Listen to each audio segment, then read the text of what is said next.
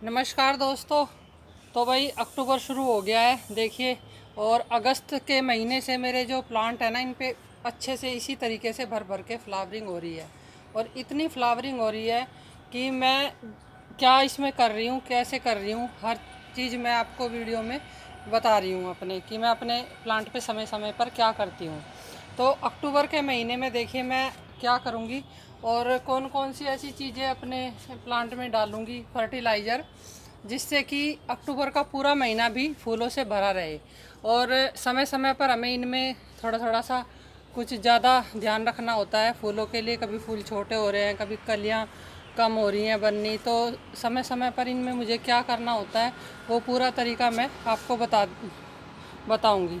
ये देखिए सारे ही पहले प्लांट दिखाती हूँ, क्योंकि काफ़ी कमेंट होते हैं कि हमारे प्लांट पे फूल तो खिल नहीं रहे और सब तरीका हम वैसे ही कर रहे हैं। तो कुछ ऐसे काम है जो मैं आज आपको बताऊंगी कि मैं करती हूँ, तो आप भी करके देखें, आपके प्लांट पे भी इस तरीके से फूल भरे भरे रहेंगे। ये देखिए सारे ही प्लांट जितने भी मेरे पास हैं, ज़्यादातर मैं बताती हूँ आपको कि मेरे पास गुड़हल बहुत ज़्यादा हैं। और समय समय पर कभी किसी प्लांट पे कभी किसी पे कुछ ना कुछ करने की ज़रूरत होती रहती है। तो कल की वीडियो मैंने केले के फर्टिलाइज़र पे डाली थी, और कल मैंने कुछ प्लांट में केले का जो फर्टिलाइज़र है ना, बनाना पील, वो डाला था। तो धीरे धीरे अब उसका असर होने लगेगा। जिन प्लांट पे फूल नहीं खिल रहे थे या कम हो रहे थे बहुत ज़्यादा, धीरे धीरे उनमें अब कलियाँ बननी शुरू हो जाएंगी। तो देखिए कलियाँ रोज़ बनती रहें और इसी तरीके से फूल अच्छे से खिलते रहें।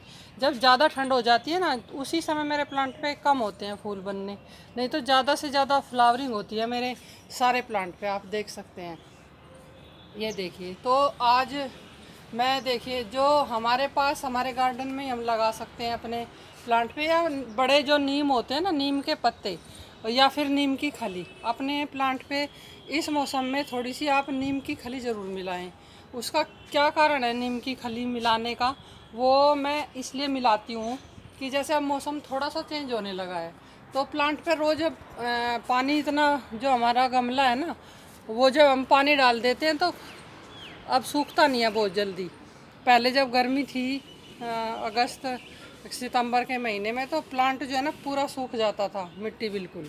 तो उस समय तो हम लिक्विड फर्टिलाइज़र ज़्यादा से ज़्यादा भी दें तो कोई दिक्कत नहीं होती थी, लेकिन अब हमें थोड़ा सा ऐसा फर्टिलाइज़र देना होगा मिट्टी में जो जैसे हमारे प्लांट अच्छे से फूल खिलते रहें और ज़्यादा पानी भी ना डालना पड़े। तो एक तो नीम की खलिया का आप मिला सकते हैं मिट्टी में।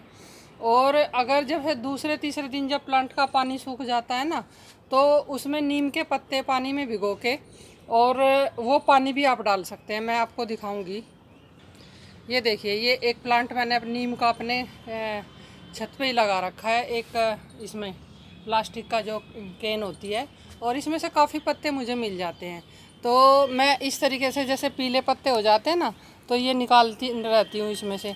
तो या तो ये पीले पत्ते सुखा के आप अपनी प्लांट की मिट्टी में मिलाते रहें, या इनको पानी में भिगो दें और 2-3 दिन बाद इस पानी को दें अपने प्लांट पे। तो वो एक बहुत बढ़िया फर्टिलाइज़र का काम करता है। और जो चींटियाँ वगैरह और जो हमारे प्लांट में फंगस वगैरह लगी होती है ना, वो सब साफ़ हो जाती हैं। ये देखिए ये इस तरीके से मैं पानी में डाल देती हूँ, तो कभी किसी प्लांट में कभी किसी में, या फिर ज़्यादा आप बड़ा प्लांट हो, नीम के पत्ते मंगा लें अच्छे से और एक ही दिन बाल्टी में भिगो के और सभी प्लांट में थोड़ा थोड़ा सा डाल दें। और देखिए एक काम ये होता है कि रेगुलर हमें इनको ना थोड़ा सा इस तरीके से इनमें गुड़ाई करते रहें प्लांट पे, जिससे कि इनकी जड़ें जो है ना, उनमें थोड़ी सी हवा लग जाए। इस तरीके से देखिए, तो जड़ें हवा लगेगी ना तो प्लांट सूखेगा अच्छे से।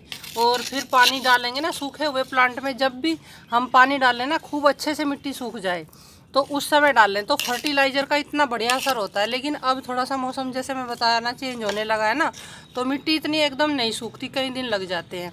तो उसमें थोड़ा सा मिट्टी को इस तरीके से गुड़ाई करते रहें प्लांट की।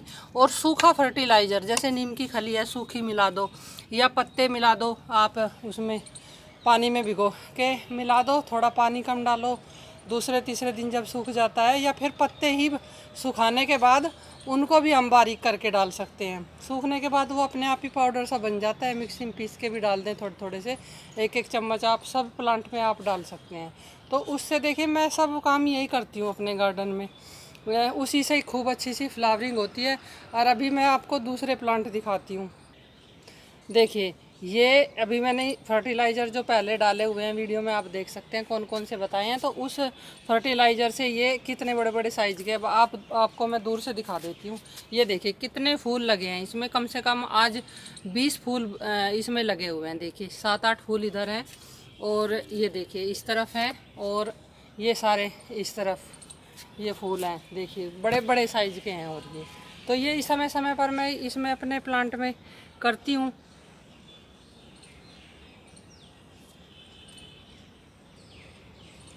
देखिए हल्का सा फूल छोटा होना शुरू होता है तो तभी मैं कुछ ना कुछ अपने प्लांट पे डालना शुरू कर देती हूँ, जिससे फिर उसका 3-4 दिन में असर हो जाता है। और पीले पत्ते तो बिल्कुल अपने प्लांट से हटाते रहें ये, और जो पिछले दिन के फूल होते हैं वो मैं शाम को ही हटा देती हूँ। उससे क्या होता है कि फिर हमारे ना प्लांट पे कलियाँ बहुत बड़ी बड़ी बनती हैं। अगर हम उनको उसी पे ही छोड़ देते हैं ना, तो फिर हमारे प्लांट पे फ़र्क पड़ता है, कलियाँ भी नहीं बनती और फूल भी छोटे साइज़ का हो जाता है। तो शाम को एक काम ज़रूर कर लें, जैसे अब ये फूल हैं तो शाम को मैं जब आऊँगी छत पे पानी वानी डालने के लिए, तो उसी समय मैं निकाल लेती हूँ सभी कलियाँ। और कलियाँ मैं आपको दिखाऊंगी कि भर भर के कितनी कलियाँ मेरे प्लांट से निकलती हैं। और अक्टूबर शुरू होते ही मैं अब ये प्लांट पे काम करने शुरू कर दूँगी, अपने सभी फूलों वाले प्लांट पे।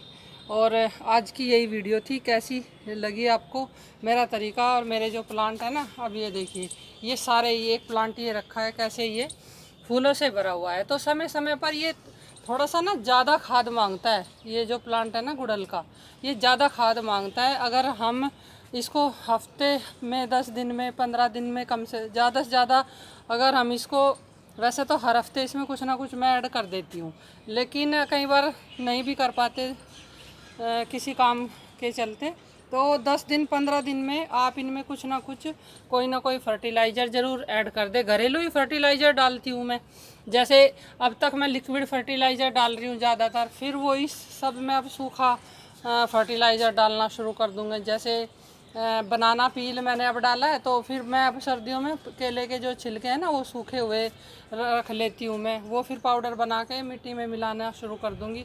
और इसी से सबसे थोड़ी सी कम मेहनत से इतने फूल होते हैं। दिवाली के आसपास तक भी खूब फूल खिलते रहेंगे।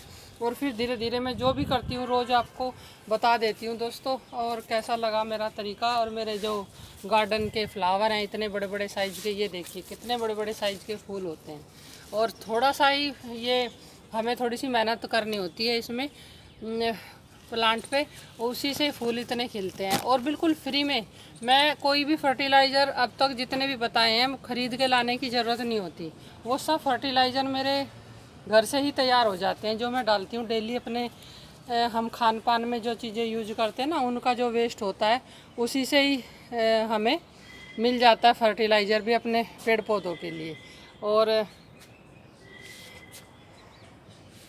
आज की यही वीडियो थी। आप बताना ज़रूर कमेंट में लिखकर, और पूछ भी सकते हैं दोस्तों, आप कुछ भी पूछ सकते हैं, मैं उसी तरीके से फिर आपको बता दूंगी, क्योंकि मेरा सिंपल सा तरीका है बिल्कुल, ये मैं कैसे अपने प्लांट पे करती हूँ काम।